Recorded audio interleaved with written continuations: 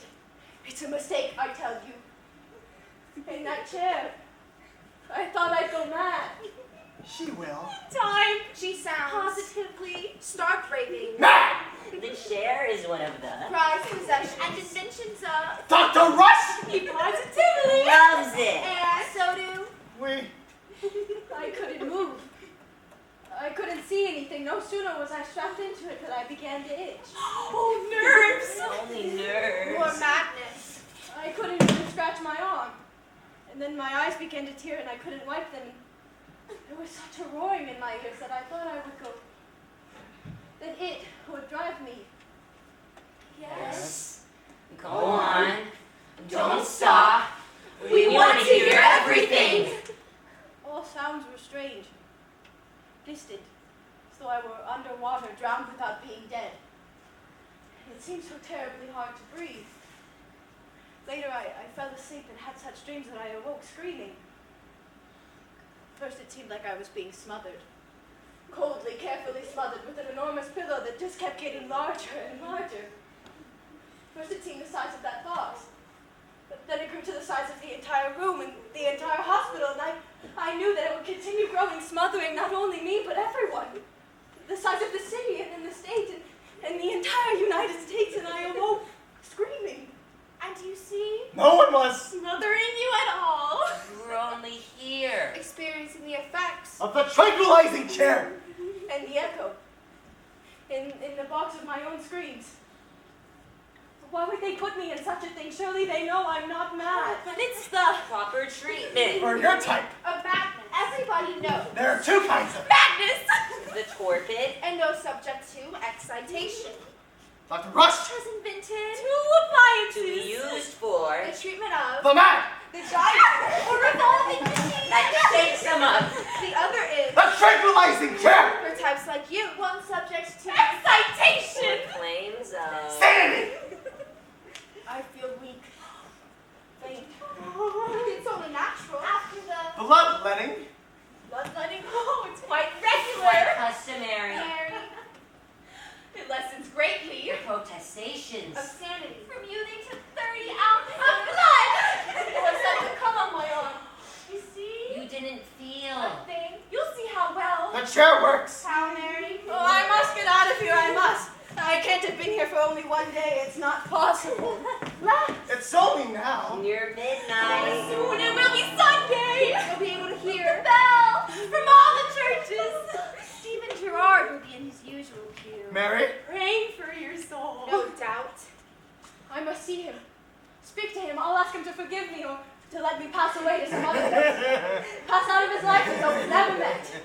The idea. Did you ever hear of such a thing? horrid! Shocking. Disgraceful. A dreadful idea! For a married To woman. have. Leave her husband. She must be. Mad!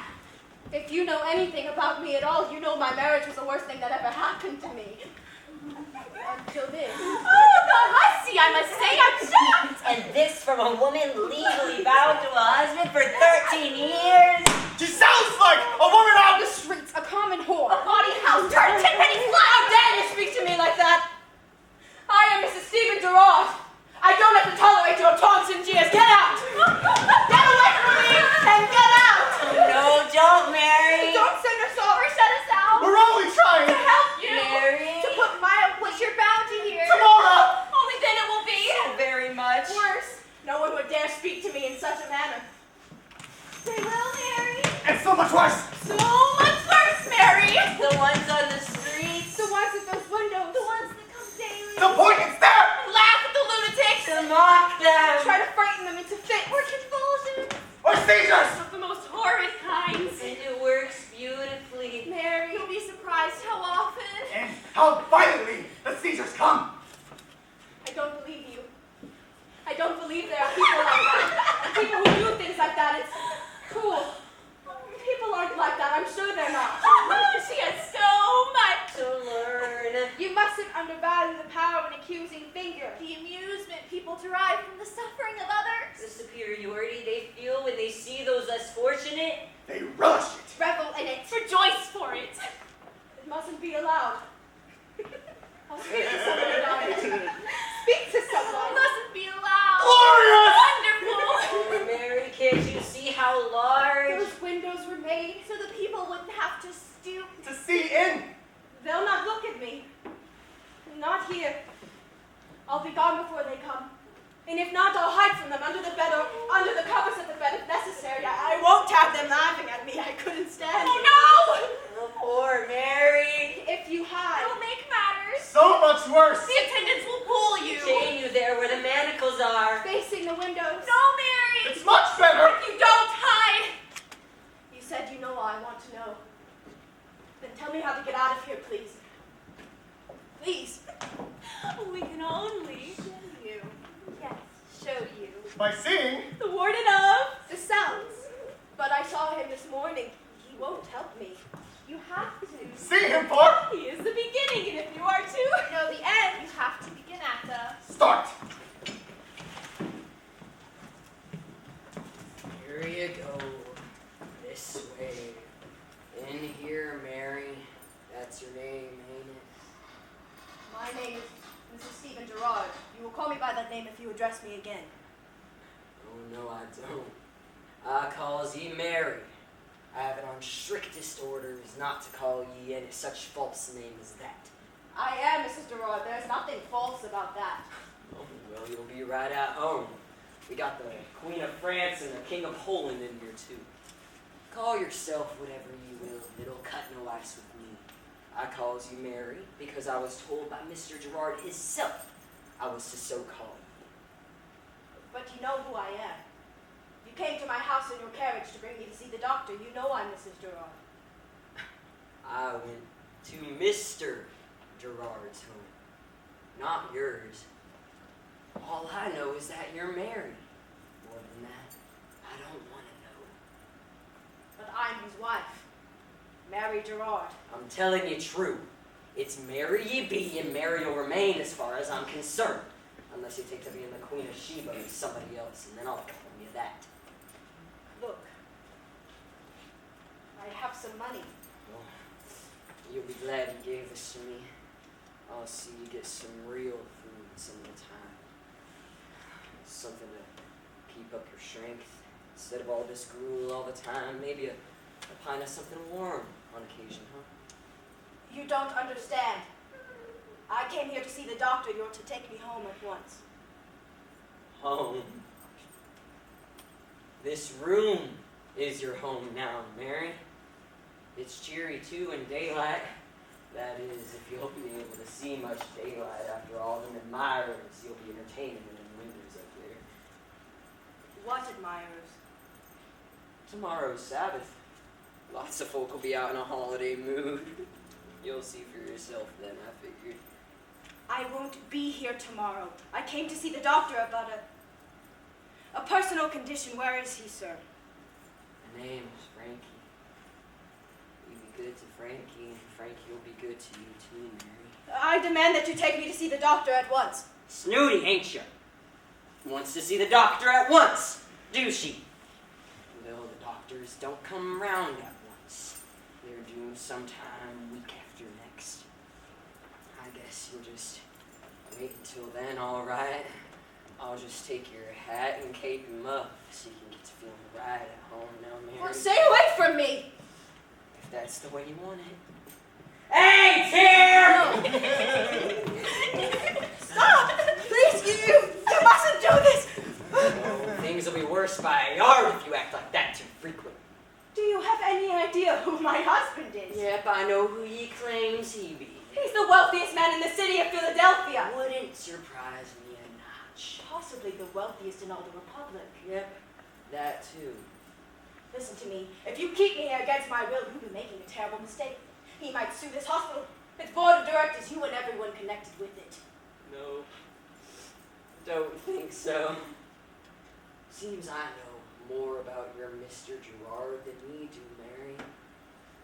I doubt that anyone in your position would know anything at all about the likes of Mr. Gerard. But your superiors will. All I know is that it was Mr. Gerard himself who said you're a lunatic, and asked most kindly that ye be put here. That's all I know. That's a lie. How dare you impugn my husband's name in such a lie? Some says you done some of that impugning yourself, Mary Gerard. How dare you! What are you doing? Locking the door to your new home. It's customary. You can't keep me here.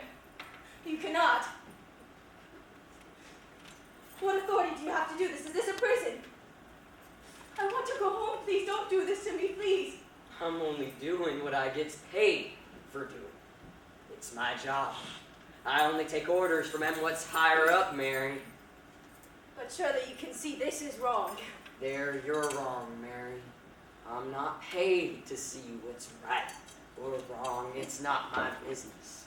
My business is locking you up. The rest is not my business. You will drive me mad. My business is locking you up. The rest is not my business. You will drive me mad. My business is locking you up. The rest is not my business. Answer me. Is this a prison?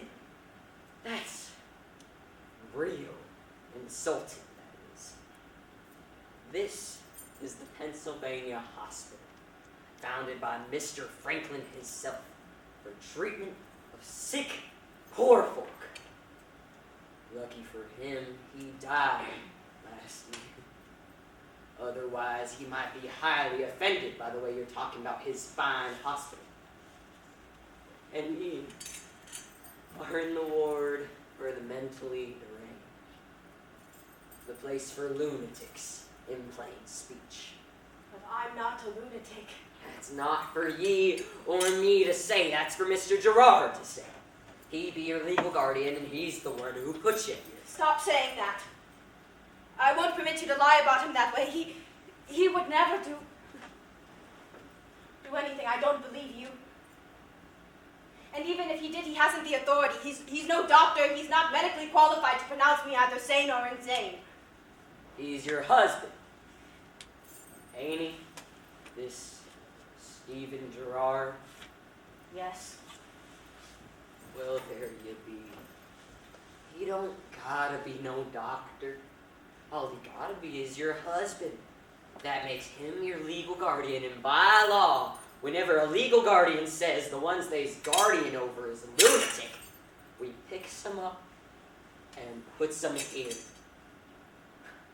We got lots of women folks whose helpmates has writ out a little letter saying they's lunatics. You don't see them. They's crazy too. Seems to happen more to women on account of the delicacy of their minds. Look at me, sir. Surely you can tell I'm not like those others. Oh, lots of crazy folks looks just fine when they first come in here. I'll just give you about a month. But I won't be able to tell you from any of those others. Wait and see if I can. For God's sake, look at me. Do I appear to be without my reason? Have you not heard the wives' tale? Never judge a book by its cover. But I tell you, I am sane. Yep, that's what most of them thinks too. Listen to me. Even though Mr. Gerard is my legal guardian, surely someone must make out some legal document declaring me insane. Isn't that true? That is right. Well, there has to be a dreadful misunderstanding because no one has come to examine me. My husband said I was to come with you to see a doctor. Yeah, that's what we tell most of them. Just go into the hospital to see the doctor. Works nearly every time. Sometimes we tell them we're going to the dentist, just for variety's sake. I got the legal and binding written document from Mr. Shepherd himself, one of the managers here of the whole hospital. He got a little letter from Mr. Gerard saying straight out that ye, his wife, Mary Gerard, is a lunatic, and requesting that ye be held here for treatment for the rest of your natural life. Unless, of course, you be cured. For God's sake, don't jest with me, sir. Oh, no. It's no jest. You can be sure the locks here are the finest and realest locks you'll ever see. Also, your companions. They're the genuine thing. Out and out lunatic, every last one. I'll just get the good Dr. Rush's tranquilizing chair for you. I think you're sort of subject to excitations. You'll feel better then. See if you don't. Don't be upset. Mary, Mary. that one's past. You can forget all about that one, Mary. I have to get out of here. I have to see someone, speak to someone. But we can let you see anyone. You choose. Just tell us who it is. Name the name. And instantly you'll see them. you truly, or am I only imagining this? What does it Matter, Mary. Give us the names! I want to see my mother. And little Mary wants to see her mother. Yes! Let me see her, please. Madam, you sent for me? Mother? Mother, you come to me. Rise, madam. Of course I would come at the bidding of Mrs. Gerard. How could I not? Although I cannot pretend to understand why you wanted me here. Well, I need you, Mother. Need me? You never needed me very much, and now I'm sure you need me not at all. You mustn't speak extravagantly. Surely there is nothing I can do for you that you haven't the wherewithal to do much better than I. It isn't money that I need from you. I should think not. It is comfort that I need of you now. Comfort? You live in the very heart of comfort, madam. Never have I seen a house this fine, furnishing this rich. The shine on the floor makes me afraid to take a step, lest they prove to be glass and crack underfoot. Everything here shines like lights from a great tower. You must be quite happy here. What are you saying? This isn't my house. This is a cell for lunatics in the cellar of the great hospital. Do not mock me, madam. Surely you can see it is cold and damp and horrid here. I see only that when you married above your station it brought you great rewards. I see also why you do not want your family coming here traipsing the dirt from workmen's feet on the polish of your fine wood floors. My family was not welcome here, neither were my friends. And now I myself am not. I told you what things were like for me whenever I visited you. You must have believed me.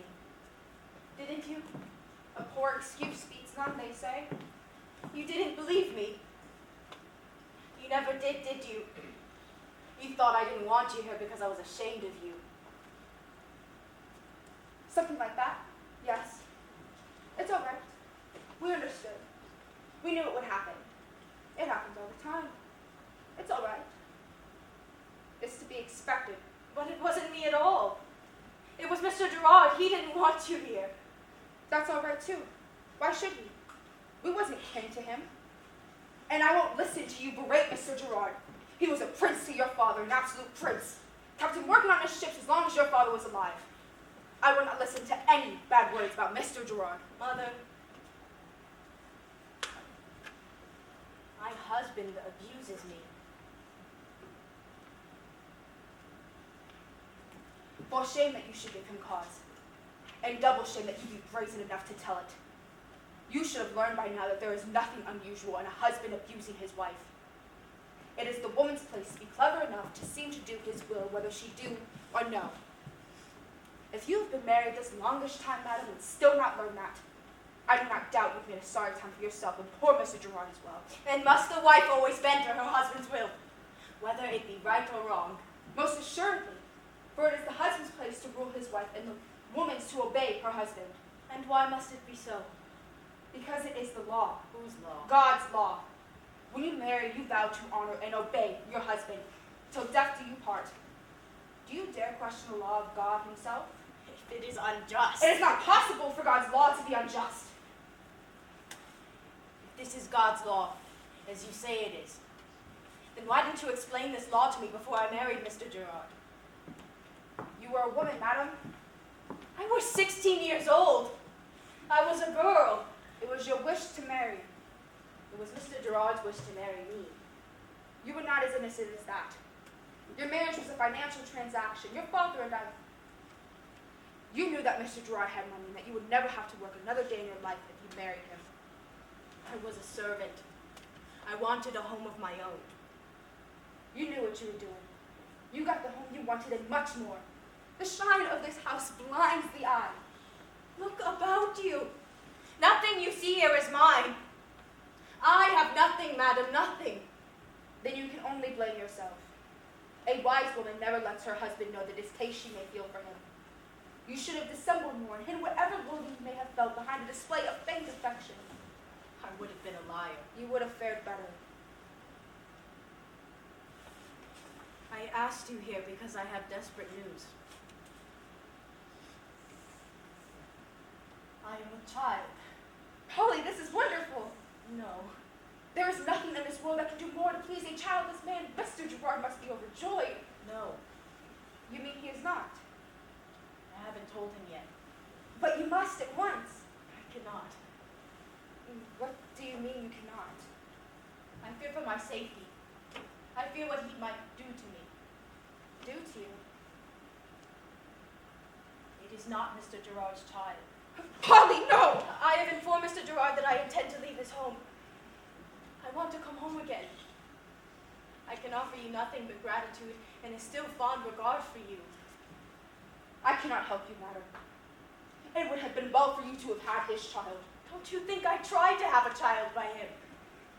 All I know is that you have stupidly jeopardized not only your welfare, but everything else as well. If Mr. Gerard repudiates you, so must I. No, don't leave! Don't leave me here! She didn't even see me here. She thought I was still mistress of my house, but I wasn't. You never... Were you, Mary? What? Leave me alone. You cheated me. I want to see my mother here. Do you think Do you imagine Do you suppose? that it would make the slightest bit? a difference? Yes. It would when she sees me here. Sees what they have done to me. But she won't. Mary. She won't. Why should she? She'll get For Mr. Gerard? The little help? She's always wanted. She'll not come. here. Again. You're lying to me. Lying. You're doing it to yourself. We want you to see How things are. you How things are. Are. with you.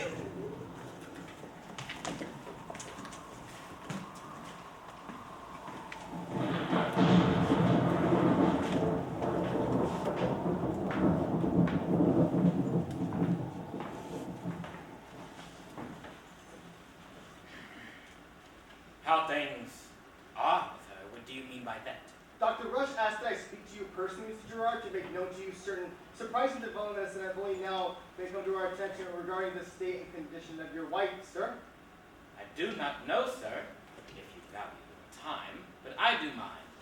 Please, be brief. I will try. May I sit, sir? By all means, sit.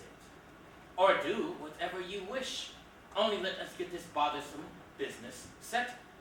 If there is some question as to the adequacy of the monthly payment of her expenses, I shall naturally increase the allotment to whatever sum is necessary. Though, I will remind you that both you and Dr. Hutchinson assured me the amount settled on was more than sufficient. Oh no, Mr. Gerard, let me assure you, this is not a question of cost. The generosity of your settlement is well known by all of us concerned in the matter. No, the hospital couldn't wish for more beneficial arrangements. It is not a financial matter that brings me here, but rather one concerning your wife's mental and physical condition.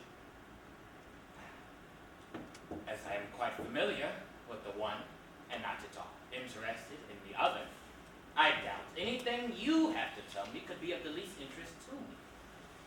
Nonetheless, as she yet remains my wife, and as you have taken it upon yourself to interrupt my affairs with this matter, I am willing to listen to you. Well, Only briefly. well, I have surprising news for you, and for all of us, at the hospital. Mrs. Gerard is with child. Yes, Do you mean, sir, you have been cognizant in that fact? I have. And were you aware that you had her brought to us? Yes, sir, I was. And yet you brought her to us to be confined with the mentally insane? Most certain. I find it curious that I need point out to you that physical conditions have nothing whatsoever to do with the state of one's mind. I brought my wife to you because she is insane. Well, I'm happy to tell you that is not always the case. Although it is true that the mind does function separately from the body which supports it, there is one major exception to that general rule. And what is that? The state of pregnancy? It is not uncommon for a woman with child to exhibit many of the signs we ordinarily ascribe only to the insane. You see, many of the irregularities you spoke of are quite possibly due to nothing more than the naturally flighty state of mind brought on in many women from the physical changes to the female body during their prenatal period.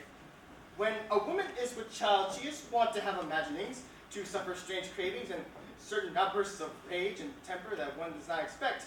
In other words, her behavior may seem erratic in a fashion that is often alarming to those who are used to a more sedate and stately behavior on the part of the lady. Consequently, under these circumstances, the board of directors and I agree that it is in everyone's best interest for you to remove Mrs. Gerard from our care, allow her the confinement usually recommended for the later stages of a pregnancy, and after deliverance of her child, she will most probably prove to be as sane as she ever was. What I'm trying to tell you, Mr. Gerard, is that Mrs. Gerard is quite possibly, even probably, as sane as you or I. My wife, sir, is insane. Mr. Gerard, I said she is insane. your wife suffers from severe headaches. She is extremely nervous. Upon occasion, she's exhibited erratic behavior and outbursts of abusive language. If she were not pregnant, there might be cause to think that extended rest, close care, and quiet might not be enough to restore her to her normal faculties. However, as she is a child, That is a fact I wish you and the members of the board to disregard. Whether she is, as you say, with child or not, need be no concern of yours nor of anyone else's. I tell you in all candor, it is not a fact I wish ever to be known. Nor do I feel kindly disposed towards you, sir, for your having pressed this loathsome fact towards my consideration. True, I was previously aware of her condition, but I have chosen of my own free will to ignore it, and it is my wish that you and the members of the board do likewise. sir, I am amazed. I have just told you that your wife is soon to be delivered of your child. A child you see the term reborn and gestated in a madhouse, amid scenes of horrid chaos, amongst madmen and mad women, and you advise me to ignore it? Precisely. What I'm trying to tell you, Mr. Gerard, is that given these newly discovered circumstances, the board of directors and I cannot permit you to leave Mrs. Gerard in these conditions. Indeed, to place such a woman in such surroundings at a time is to pose the greatest possible threat to her sanity, no matter how sound of mind she might have been beforehand. I see. Perhaps this amount will be sufficient. It is not a question of money, sir. A fact. It is, sir. Come, sir. I am an active and loyal supporter of our new republic. And I'm a businessman. In both capacities, it has been my experience that everything in life is a question of money. I have found no friendship, no love, no loyalty, and no fact that cannot be altered by a large enough draft or a tidy enough sum of money. Surely you don't believe that, Mr. Gerard? Believe it. I know it. It is fact, sir. I have staked my career on it, and as you can see, I have prospered.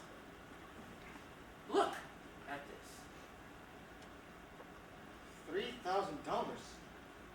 But this is made out. To you, sir. That is payment in advance, which I hope you will be gracious enough to accept from me. You see, I do not choose to be concerned any further with any difficulties that may be due to my wife's confinement. Therefore, I humbly ask that you personally see to it that whatever needs to be done is done to keep our references to her child, if it should live, and any other difficulties concerning her beyond my awareness. And to the Board of Trustees, tell them I shall assume all responsibility for this matter, in writing, of course.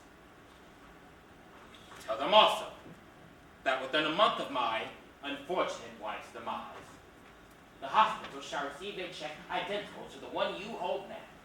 A check you need not ever mention. I, Philman's finances are no one's affairs but his own.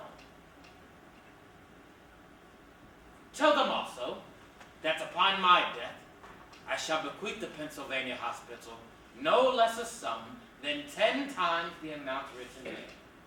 All this, of course, to be above and beyond the sums already agreed to for her daily care, and given in deepest gratitude for the superb treatment of the insane woman who, unfortunately, still bears my name. I don't know what to say. Answer only this. Can it be done? Yes. Good. See to it then. I believe you know your way out.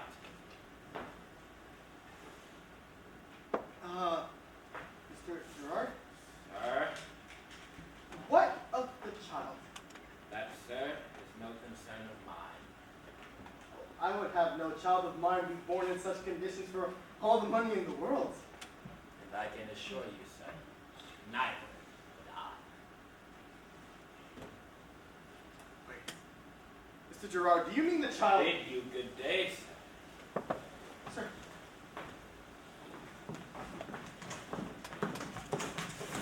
No, Mr. Phillips! Don't go, please, don't go! He can't. Hear you. Mary? Yes, he can. I know he can. He looked right at me. He can't hear you. Because he doesn't. Want to. Men lose all their faculties. If the prophet's sound. Mr. Phillips! He can't hear you, Mary. Don't hear you. Nobody. Will. Poor Mary. Poor Mary Gerard. What will become of my child? Whose baby is it, Mary? Yes, tell us, Mary. Tell us who the father is. Tell us. Tell! The father is unimportant. He was someone warm and affectionate to me.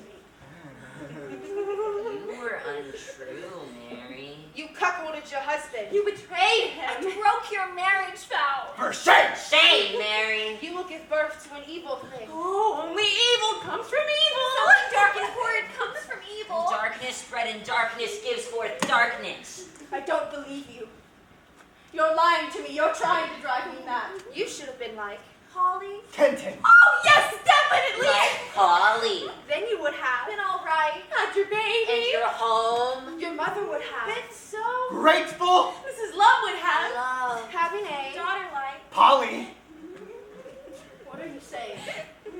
Polly. Polly. Polly. I am Polly. Polly. Polly Mary. Polly Baines Rhyme. Crazy Mary Gerard. Yes. Now. But not soon. No, not soon, Mary. Soon the whole city will know. Mr. Gerard's Polly. They will have Forgotten. You Mary. even your mother. If she were alive. would have favored. Polly. What are you talking about? They were talking about me, Mrs. Gerard. Who are you? What are you doing here? I don't know you. My name's Polly. Polly Kenton. There's no reason why it should be important to you.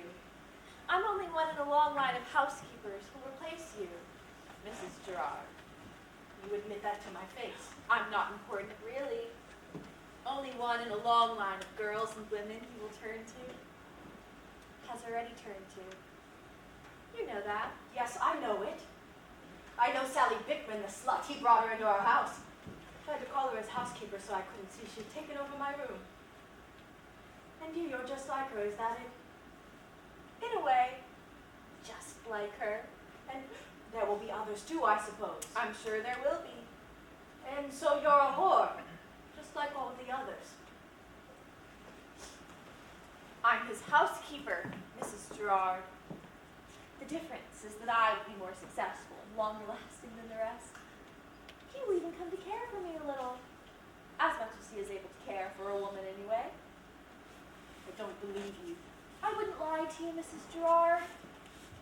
Because I have no need to do so.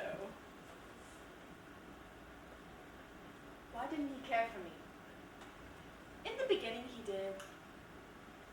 You should have had his child. But it wasn't my fault we didn't have children.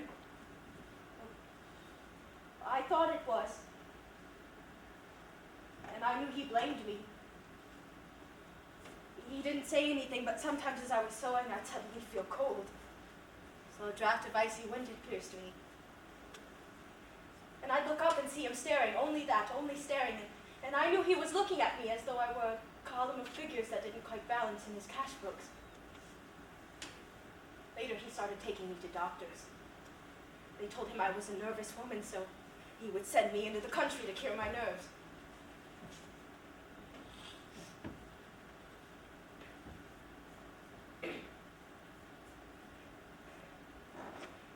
And I knew he was was looking at me like that.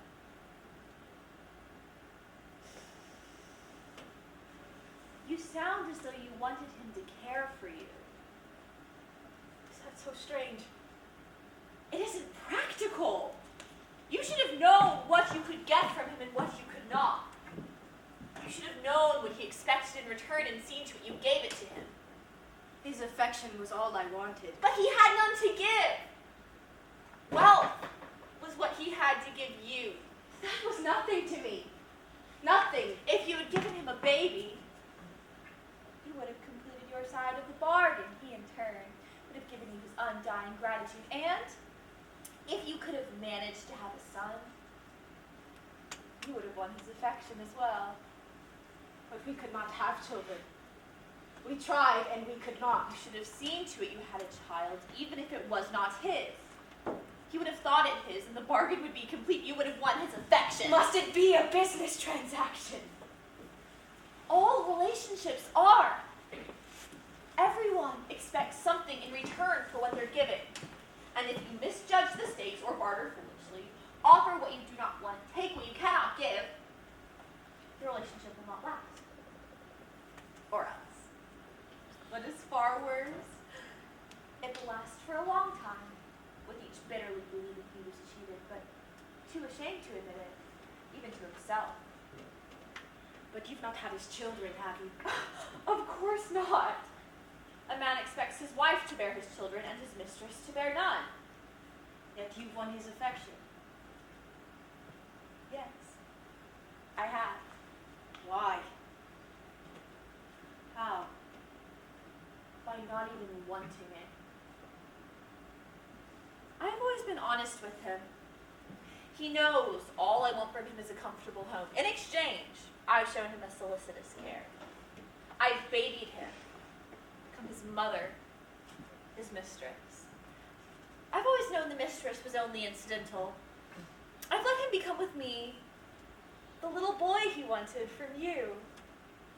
When he was a boy, his mother went insane. He saw in you that which had closed him off from her.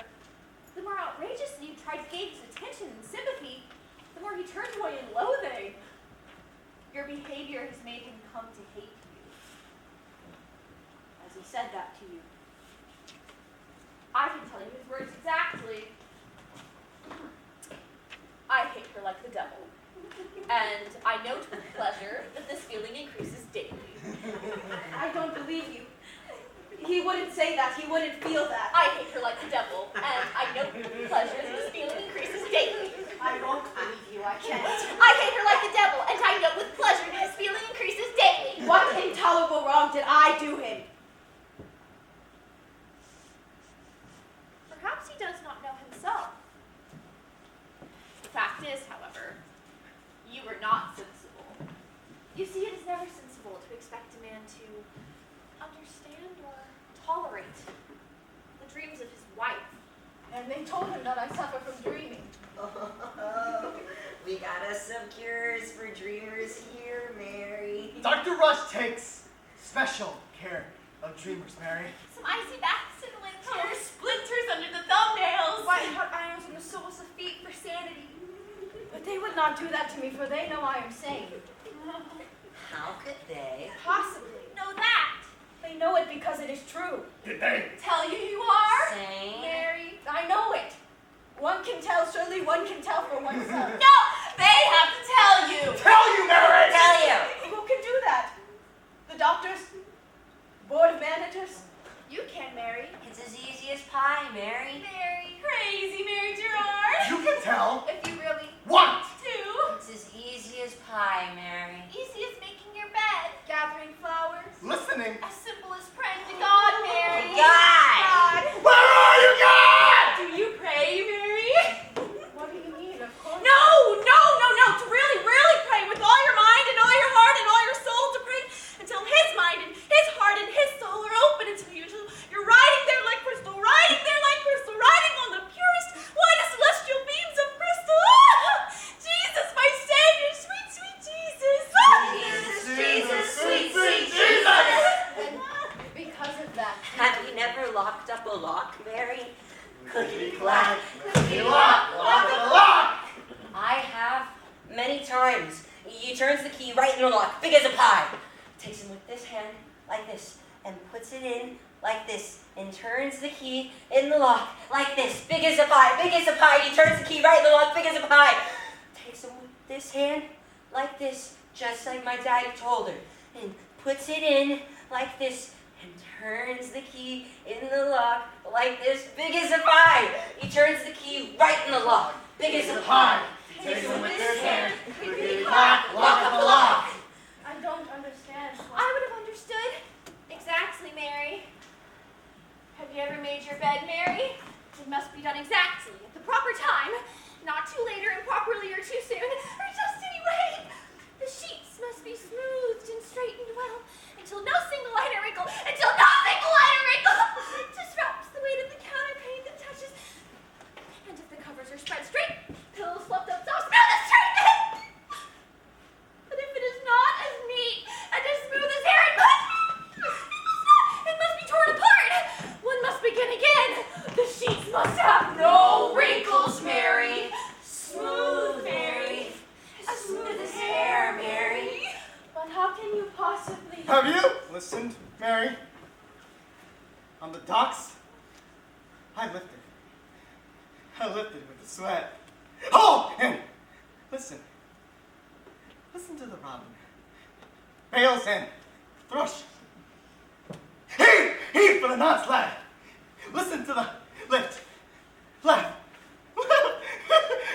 No, hold. Heave with the crank on. No, hold, falls off. No, heave,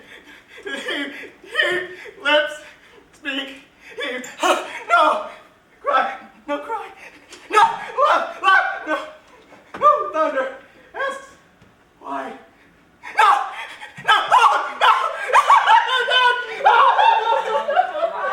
You mustn't cry, Mary. Or listen, you mustn't scream, Mary. You never gathered flowers, did you, Mary? I gathered more flowers than anyone has ever dreamed of. I had to hide them. Have you ever held a flower, Mary? Your very own flower, tender and secret and gentle. Hid it in your arms, you in your secret place. Did you rock with it until one by one the petals fall off and the stem dries up and the cradle rocks by yourself, Mary? Rock yourself, Mary. What Can you tell, Mary? Tell us, Mary. Tell us about yourself, Mary. Tell us. Afterward, the sound of water lapping in the pail through the street. And before, as I drew it from the well, for my arms were always strong. Yes, Mary. Mary. Yes. The sound of empty spaces in the water. And by the dripping, by the sucking of the bucket brim full. Lifting. Yes, Mary. And sometimes as a little girl I stood beside my father to watch him working. The sound of his hammer hammering. Nails. That's right, Mary. Yes. The sound of the nails being drunk in him. And him. Bring him to me. We don't know. What do you mean? Hard step. What did he tell Bring me? it out. Bring Stephen Durant. Bring him now into the cell. Bring him!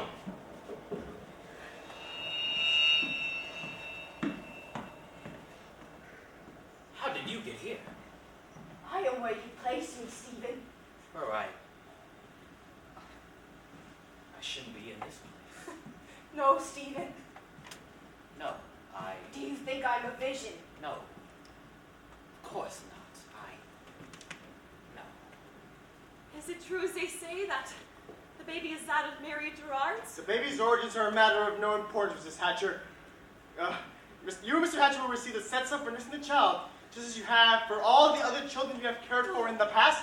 Oh, yes, Mr. Phillips. I do appreciate your calling on me again. My health is ever so much better now than it used to be. Past is the past, Mrs. Hatcher. Why have you done this to me? I had no choice. You are insane. Don't lie to me, Stephen. Even if I were insane, you could have spared me this. Both you and I know what my behavior was. You know as well as I that I am safe. I hope that is true. Oh, such a pretty baby. And a girl. What is her name? Her name is Mary. Call her whatever you wish. It is immaterial. Oh, I shall take good care of this one, Mr. Phillips. There won't be no repeats of my old mistakes. I'm ever so much better now. I told you not to speak of the past, Mrs. Hatcher. For your sake, and for the sake of the hospital, I think it is best if you keep hidden from your neighbors the source from which you have received this child. Oh, I shall love having her. I'm truly grateful. I've never had a little girl before. I think I'll call you Rose. Rose is my name, you see, and you will be my little girl. Mrs. Hatcher! She told me you hated me like the devil. I didn't believe her until this moment. Who told you that? Mrs. Hatcher! Oh, yes, Mr. Phillips? I shall caution you for becoming overly fond of this child. It is, after all, a child born under unpropitious circumstances. What do you mean, Mr. Phillips? Tell me, please.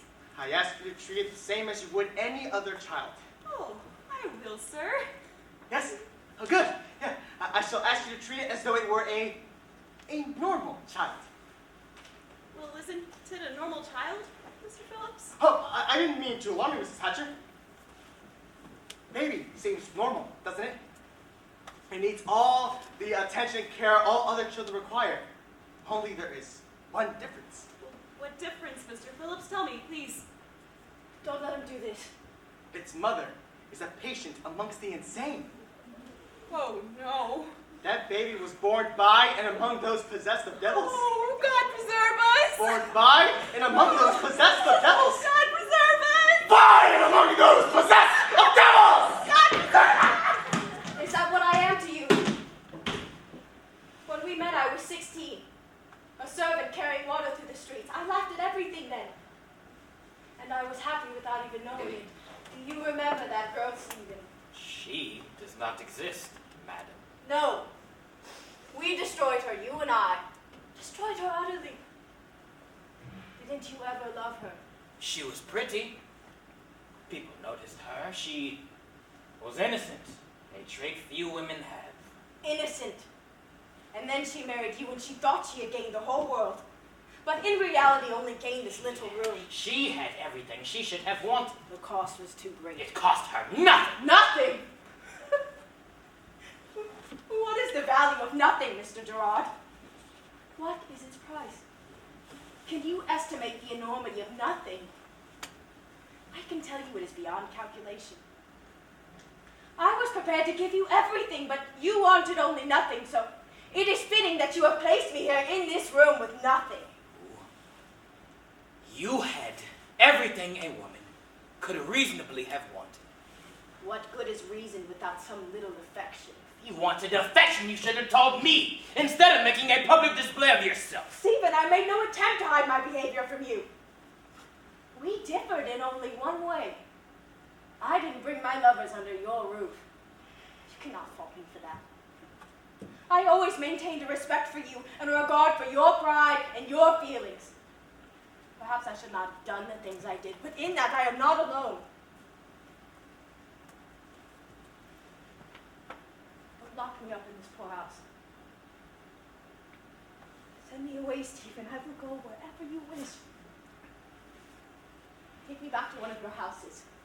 Lock me away in a room for the rest of my life. Give me my father's tools, nails and a hammer, and I will drive the demons away from me. Lock me away in a room. Allow me here to suffer my conscience and dream my dreams alone. Alone! A seclusive wife pleases no one. The needs of my sex are fewer than those of yours, madam. Men are more self-sufficient. Consequently, it is all the more important for a man's wife to see to it that his needs are met.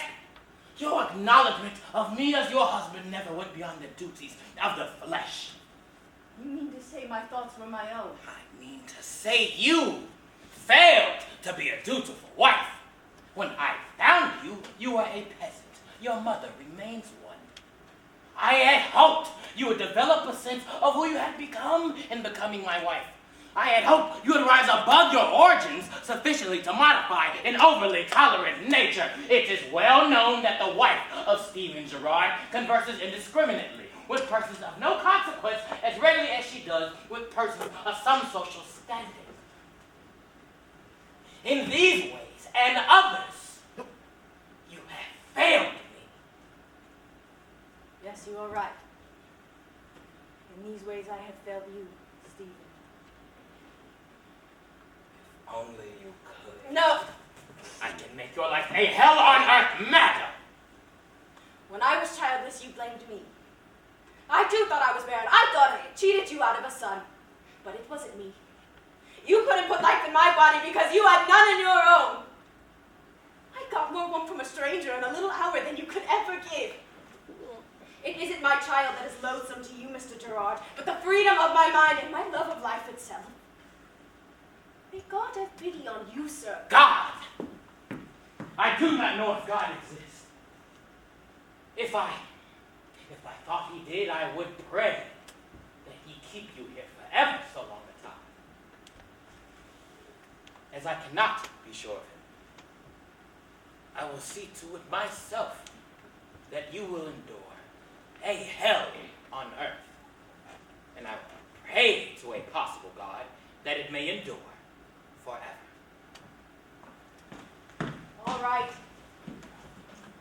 All right, but my baby will live. She thinks her baby. She thinks her infant. She thinks her child. We'll give her comfort. We'll give her solace. Bring her relief. Not so, Mary. Oh, no. No. You were untrue, Mary. You will give birth to an evil baby. Only evil comes from evil. Something dark and horrid comes from evil. Darkness, friend, darkness gets for darkness. We have shown you the head. As we have shown you the heart. As we have shown you the past. As we have shown you what the far future holds. We will now show you what is yet to be. She is so very lovely. I never doubted you were worth so much suffering.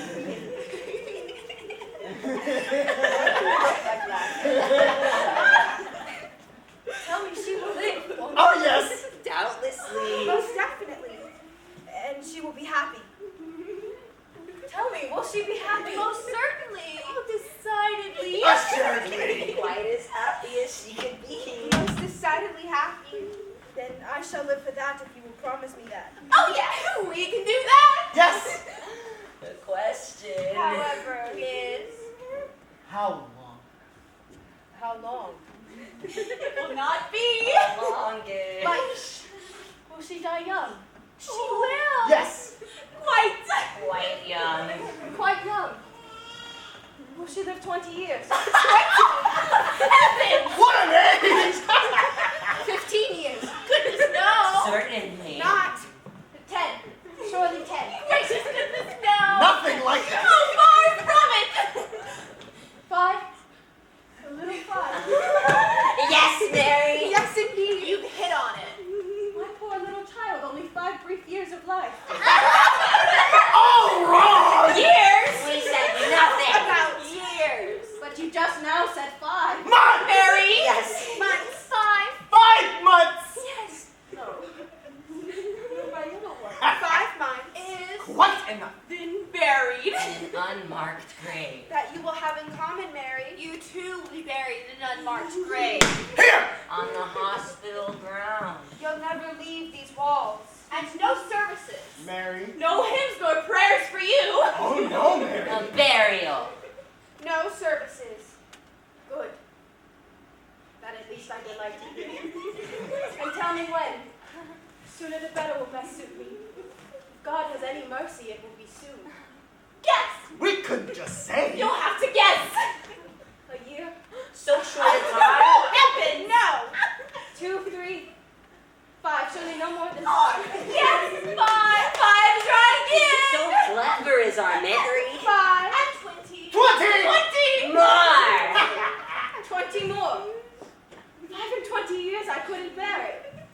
Well, most of it Will be There. in this chair. A tranquilizing chair. The restraining chair. bound down. Like the evil. Thing you are.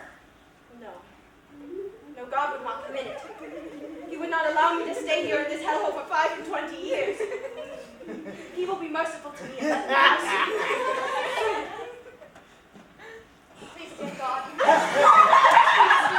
be merciful to me and let me not stay here for such an age. Oh, isn't she funny? Oh, sweet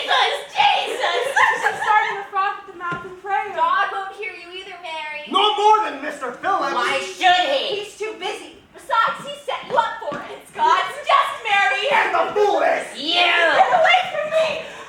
I won't listen to you. Please, God. Please. He made you beautiful. God did. And you made the mistake of believing in your own beauty. It's played you a devilish trick. It's been your doing. And your undoing. It's played you a devil of a trick. God did it to you. Mary. Where are you, God? Answer me. Look at her. Oh, I love it when she prays to dark corners and damp walls. And see spaces between the stars. If she could see any stars. Can you, Mary? Can you see any stars? I don't know. My eyesight is so dim. It always happens. After long confinement. In dark places. God, help me. Help me.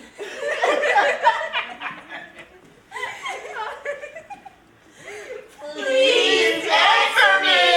Oh, where are you, God? God, God! Damn you, all of you! Where is he? And who is he? Is he another man? Then I'll have nothing to do with such a God. And I damn you, God. I damn you. Do you hear? She's now giving proof. That she's. Insane. Insane! Insane folks always deny God. They have to. They're the devil's own. His handiwork. His cohorts. His consorts. Maybe she's the devil's bitch. The devil's whore. Maybe she's some bottom the devil's will take and fill their belly with a swollen prick. Mary, the devil's trick. Mary Gerard, the devil's harlot. The devil's cat. The devil's bat. The devil's meretrix. When they discover how she's first died. Leave me alone. Don't touch her. And denounce and damn him. Maybe they'll tear the babe from her bleeding belly. Condemned for a cursed thing. Pull it with pictures from her devil's doorway. They did. Drop on it. Spit on it. Damn it! Sick. Pull it. Tear it. Bury it living. Burn with fire stand!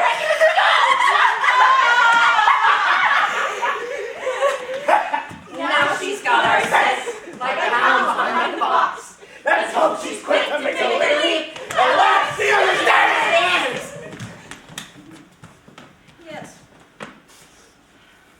At last I do understand. What if I were insane and didn't even know it? I think I wouldn't care. The bed is firm. There's a window I could look from if I stood atop the bed. If I were calm, they would not always keep me in that chair. And if I were to accept you as my companions and not resist you, I could walk about. Take some few steps, look from the window. Sometimes I might see the sky, smell the air, give birth to my poor pitiful child. Isn't that true? Yes, yes, yes, indeed. And if I were to turn my back on the world and scorn all the values it adores, denying myself the luxury only wealth can provide, then that must stand as proof that I am insane, wouldn't it? Yes, oh yes, yes, yes. For here is only poverty, solitude, and deprivation. Where there in the great world is greed, endless self-indulgence in a society of ordinary people, such as him, Mr. Stephen Gerard. And if I were to prefer all of this to all of that, then the world would know me to be mad, wouldn't they? Yes, certainly, most assuredly, Mary. Definitely so, Mary. Then, if I am not mad already, I soon shall be. But there's a point in my mind, a point of absolute stillness where hatred, greed, and jealousy cannot come. A point of being, feeling in which longing and unhappiness cannot come. And when I pull myself there, I feel as though I'd be something like God, but greater, far greater than God. And going there, I can look out on my little life as though it were a shadow show upon a wall. And all is quiet and gentle and peaceful there, for no human being can enter. And by comparison, the world outside is horrid with greed and heartless and cruel. So let them come to the windows, pointing rapidly. Dare let them come. I shall give them the respect they want. I shall give them the show they expect and deserve. arrest them with violence, greet them with words obscene and gestures which are vulgar. I shall look them boldly in the eyes, to spit and curse on them from the depths of a well of hate. For I shall teach them that they are nothing more than a fart in the and tear off my clothes to show them my nether parts, so they can plainly see how completely I repudiate their world in order to enter this.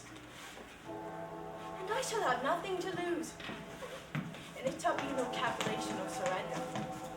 For from this day I, Mary Gerard, shall be truly and happily insane.